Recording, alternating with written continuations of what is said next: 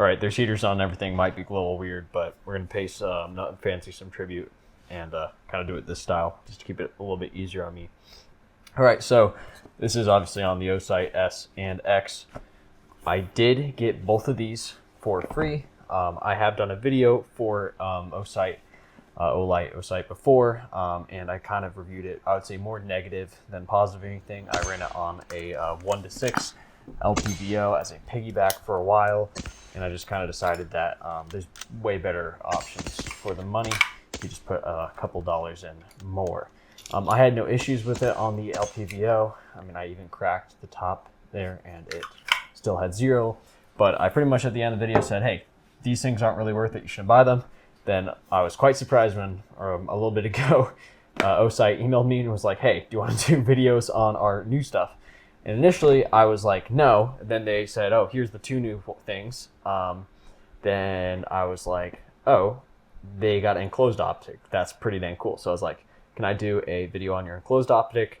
And they're like, sure, but we're going to send you this one anyway. So I got both. I'm really only interested in the S. I literally haven't even mounted this one. All right, last thing just to say, I have no affiliates with them. I'm not paid by them. I only got this for free, and I just have to make a video on it. That's it. So I got the optics for free. No money was exchanged, and I can say whatever I want. They don't really care.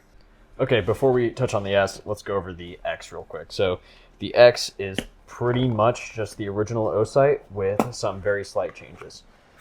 So first of all, it's made in a more durable metal, apparently. I'll put the specs on the screen or whatever. So the biggest difference that changes is the, let's see if we can get that to focus, is the multi-reticle design.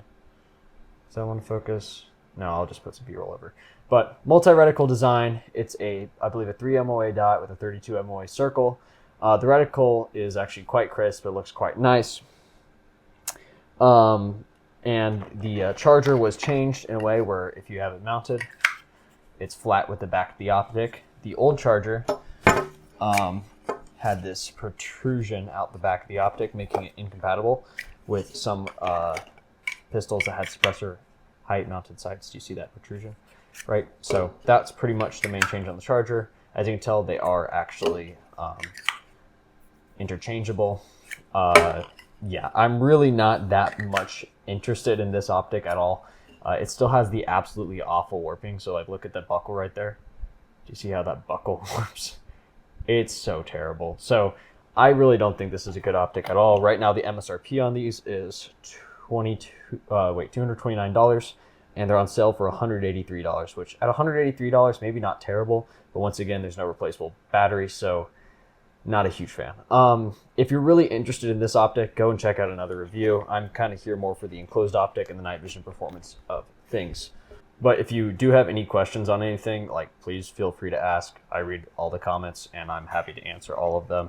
I'm sorry I didn't have enough time to go full depth into this one, but like, if you are interested in something or want to see some unique testing, if enough people ask, I'd be happy to kind of make something about that. So yeah, that's kind of why I'm not interested. It seems to suffer from all the same problems that this did, plus maybe better housing and better charger, and better reticle, but you know, it doesn't really fix the main issue, which was the, you know, awful warping and the lack of a battery compartment. All right, now getting into what is really interesting. This is OSIGHT's enclosed emitter RMSC pattern optic. So this direct mounts to any RMSC style pattern optic mount, right? This is on a P10C by CZ, and I'm using a Foxtrot adapter plate from the CZ factory one. It's not like I'm adapting it to another plate. It's like similar to the Glock MOS system, but in my opinion, it's better. I'm yapping too hard on that. Gun is obviously clear, but this is what I've been really excited about. This is actually a surprisingly good optic. So the MSRP on these is $250. Now, we'll get to price opinions later, but they're currently on sale for $199. So pretty much, you know, $200 flat. And I have been surprisingly impressed with them. So you can see, you know, pretty low deck height. I can't really get anything to focus. It also, P10C has really nice plate system that keeps things really low. But pretty much my experience is really limited. If you're curious about how this thing holds up to torture or long-term use or long-term round count, I'm not the person. I like 120 rounds on this. I really don't like, for actual optics opinion, or how it held up, I need at least 500 in my opinion, ideally 1,000, but, they wanted me to get this video out this fast, and I was like, why not provide this resource to people, especially the night vision part. So pretty much I did 120 rounds on it. The zero held just fine. I wasn't crazy abuse with it. I didn't mess around too hard with it, but it held fine for the drills that I did. This is kind of a one-off piece of information, but I still think it's good to know. This optic does look awfully familiar to the Holosun EPS carry. For those that are familiar with it, it's pretty much the same idea. RMSC cut enclosed emitter optic with multiple reticles, right? Now quickly, let's get into features. Once again, this is all unscripted, so please bear with the starters and such. This has a motion sensor for motion sensing on and off that can be disabled if wanted. There's a light sensor that automatically controls the light power or brightness of the reticle that can also be turned on and off. I have the motion sensor on. I turn off the automatic brightness reticle thing because I don't trust it. Besides that, there's a battery life indicator on the side. When you turn it up or down, you'll see the green. That basically turns from green to yellow to red, depending on your battery life power. The reticle can be adjusted too. I'll show B-roll for this, but you can do the circle, you can do the dot, or both, pretty much. I have been shooting mostly with just the dot, but I also shoot with the circle a bit too. I don't really know which one I like more yet, but I'll find out eventually. Another thing that I like a lot about this is while this is on, a very low optic cut plate system, slide and with suppressor height sights, it has a very low deck height, so getting that co-witness is quite easy. I like that a lot.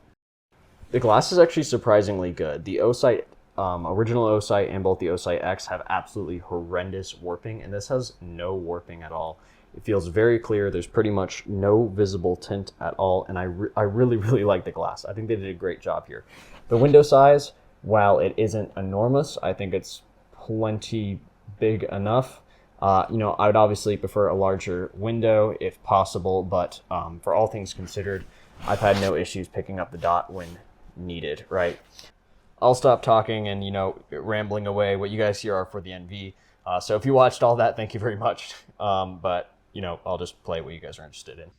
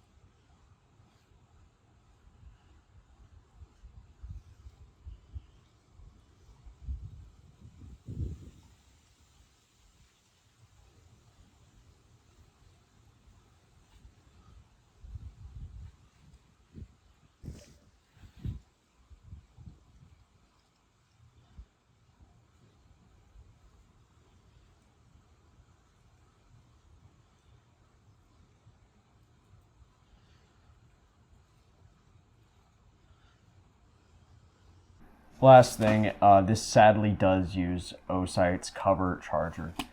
So there is no way to remove the internal battery on this. The only way to charge it is by using their proprietary charging cap, and that charges the optic like you would use on an AirPod, except it's not an AirPod, it is a potentially life-saving piece of equipment. So I really hate this. It's a cool idea, and if they could do it perfectly, I would hope all optics would do this, but I don't trust them enough with it. It's proprietary, and there's no way to change the optic out. So that is a pretty big, shoot yourself in the foot moment.